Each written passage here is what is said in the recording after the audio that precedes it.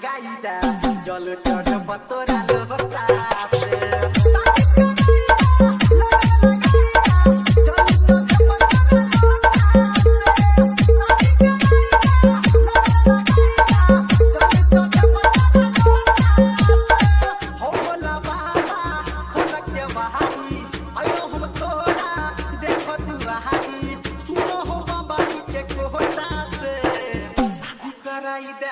लगन लगाई दे जल चढ़े पतोरा लोटा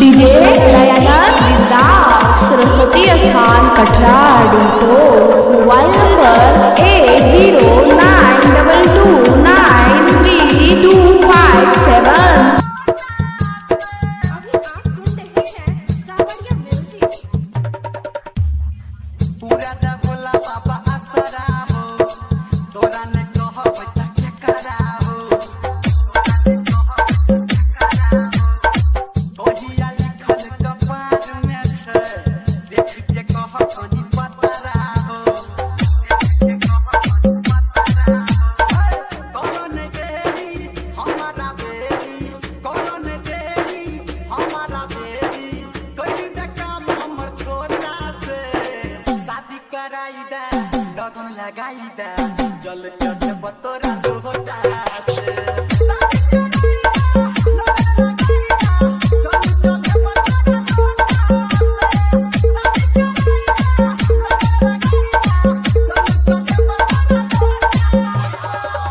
डीजे दयानंद सरस्वती स्थान कटरा ditto mobile number 8092293257।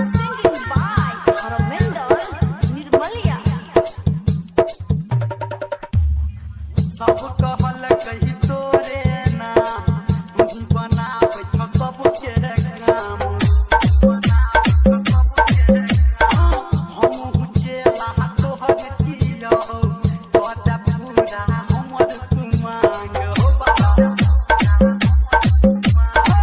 Harinandan Sanjay Gautam के निर्मलिया हसन जय गौतम के बाबा निकाल तू बेटा से लगन लगाई दे जल चढ़े पतोरा लोटा।